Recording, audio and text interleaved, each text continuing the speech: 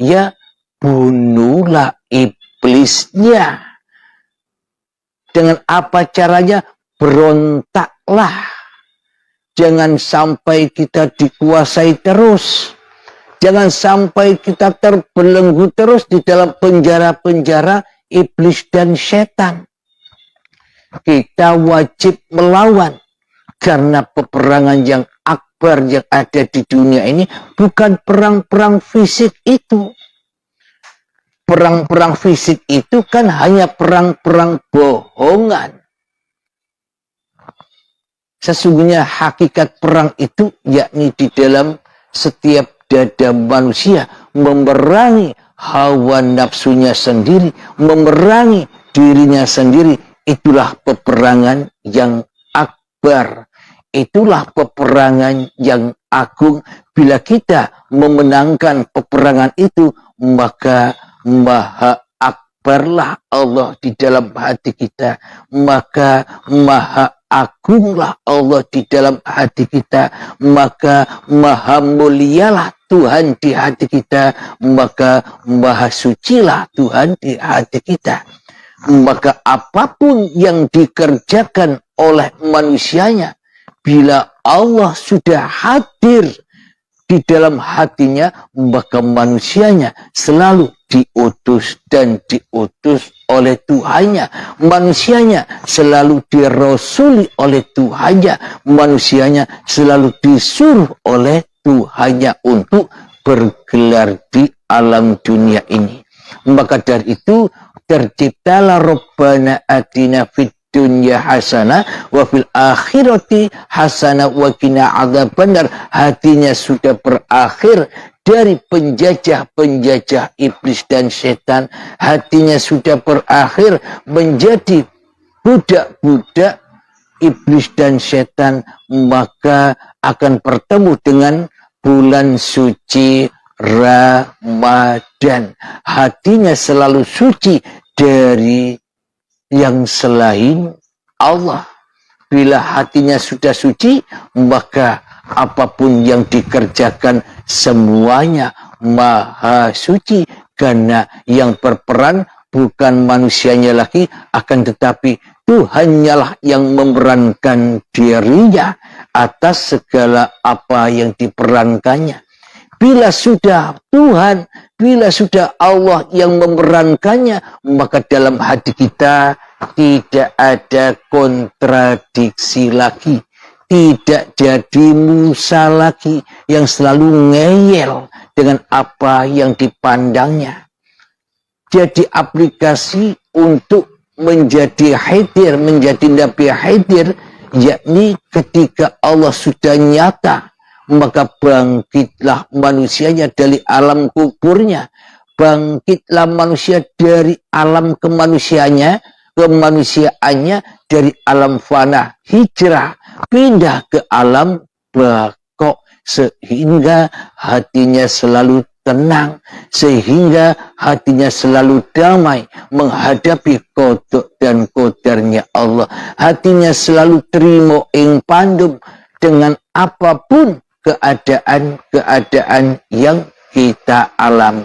Seperti kisahnya Nabi Ayub ketika dikasih penyakit yang begitu dahsyatnya, karena ada iman di dalam hatinya, maka ia tidak mempermasalahkan lagi penyakitnya. Kenapa? Karena ia selalu dan selalu menjadi hadir, menghadirkan Allah, mentuhankan Allah, menjadikan Allah sebagai pemimpin di dalam perjalanan hidupnya. Maka hidupnya ya enjoy saja, meskipun ia didera penyakit yang sungguh dahsyatnya, penyakit yang dianggap momok, yang jelek bagi masyarakat waktu itu. Jadi maknanya ketika sudah hadir Tuhannya, kita tak akan pernah lagi berkontradiksi atau melawan takdir Tuhan. Dikasih posisi dan keadaan begini, ya diam saja, ikuti saja. Dikasih posisi dan keadaan begitu, ya diam saja, enjoy saja. Karena sudah menjadi Nabi Khidir, karena sudah kehadiran Tuhannya lebih nyata, kewujudan Tuhannya lebih nyata daripada kehadiran, daripada kewujudan setan hawa nafsunya selama ini. Itulah hakikat Nabi Khidir yang sesungguh-sungguhnya Anda bisa menemuinya lewat pintu-pintu hening atau lewat pintu baiat, yakni mati sebelum mati. Anda bisa bertemu dengan Muhammad Rasulullah, bisa bertemu dengan Nabiullah Khidir, bisa bertemu dengan Allah. Bagaimana?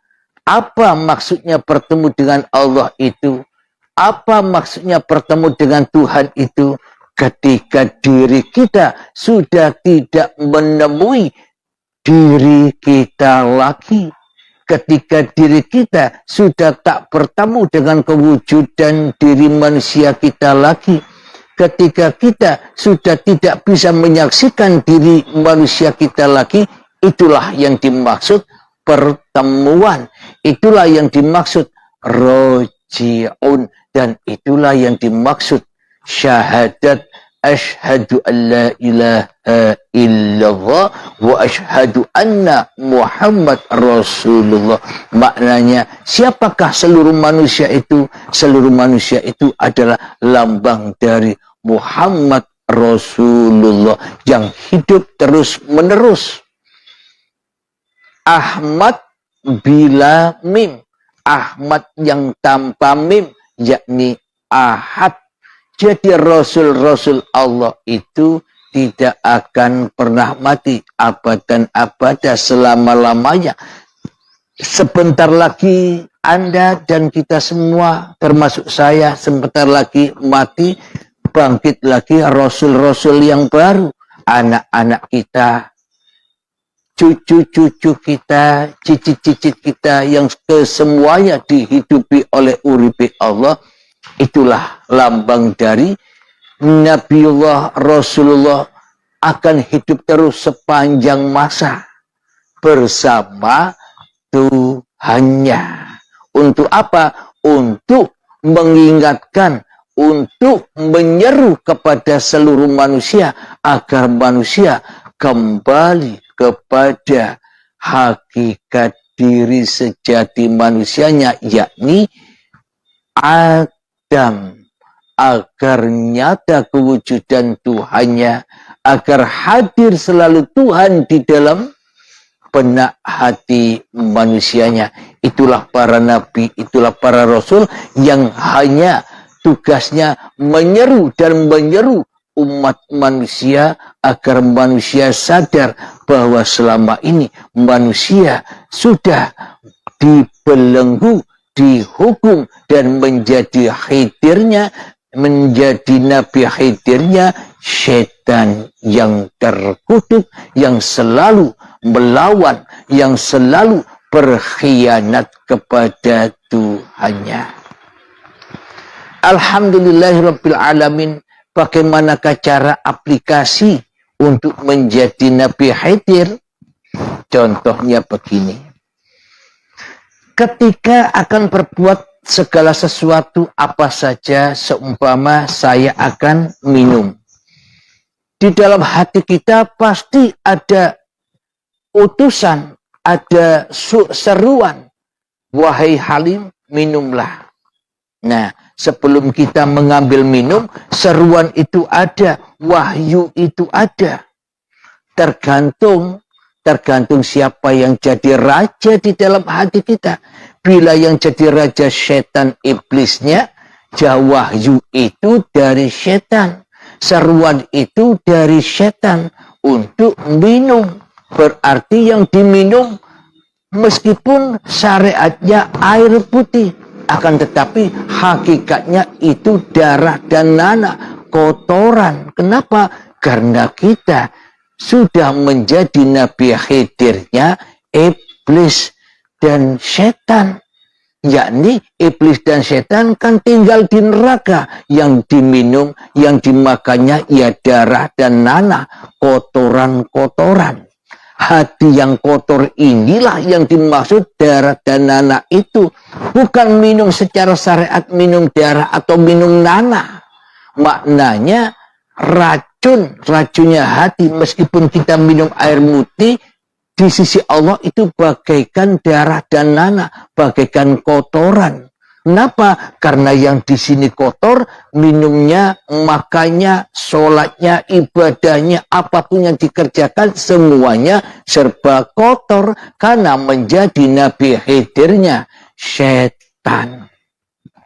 Jadi cara belajar untuk mengaplikasikan, menghadirkan Tuhan di dalam hati kita, maka heningkan manusia kita dahulu sebelum kita beraktivitas. Ketika sudah lebur, fana, hancur kemanusiaan kita, yang ada hanyalah innani anallah, maka mulailah bergerak. Contoh misalkan demikian, ketika sudah nyata bahwa hanya Allah yang berkuasa atas seluruh alam semesta ini, maka semua seruan itulah ayat-ayatnya Allah. Semua apapun pergerakan manusia itu pun juga ayat-ayatnya Allah. Jangan baca Al-Quran yang dohir saja. Kita diutus di dunia ini ialah untuk menyaksikan atau membaca ayat-ayat Allah, baik yang ada di dalam diri ataupun yang ada di luar diri. Ketika kita mulai mengambil minuman,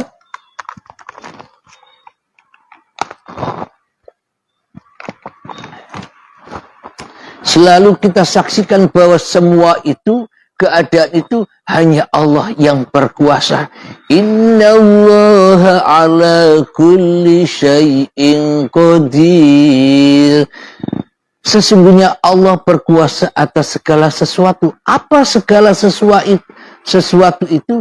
Ya semuanya. Ketika itu sudah teraplikasi, maka nyatalah Nabi Khidir itu. Ketika sudah teraplikasi, maka nyatalah Muhammad Rasulullah, hamba yang selalu diutus oleh Allah. Diutus apa? Menyaksikan ayat-ayat Allah. Apa rupanya? Seluruh pergerakan kita dari tanah sampai jadi tanah lagi, itulah ayat-ayat Allah itu. Ayat-ayatnya uripe Allah. Alhamdulillahirabbil alamin. Semoga saya khususnya dan semoga saudara-saudaraku semua, para jamaah penyimak uripe Allah, pecinta uripe Allah, semoga kita dikumpulkan menjadi kekasih-kekasih Allah, menjadi Rasul-Rasul Allah di dalam kehidupan ini. Tidak dikumpulkan menjadi Rasulnya iblis dan setan yang selalu bangkang, yang selalu melawan titah dan perintah Tuhannya untuk selalu tidak mensekutukan Allah. Amin, amin, amin, ya Rabbal Alamin. Sebelum kita akhiri kajian di pagi yang indah ini, yang berlokasi di Grand Hotel Aceh Syariah, Banda Aceh, marilah kita kembahkan sholawat dari Mintaqul Bala. Allahumma salli ala Sayyidina Muhammad wa ashghili zalimin bizalimin. Allahumma salli ala Sayyidina Muhammad wa ashghili zalimin bizalimin wa akhrijna min bainihim salimin wa ala alihi wa sahbihi bihi ajma'in. Alhamdulillahi rabbil alamin.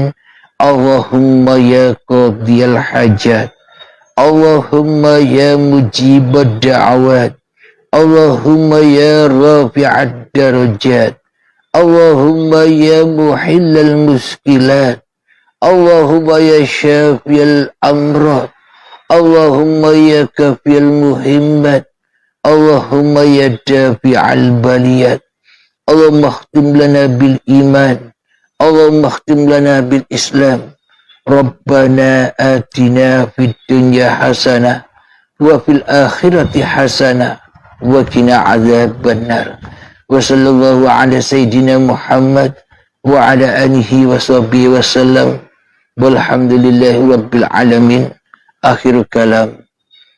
Assalamualaikum warahmatullahi wabarakatuh.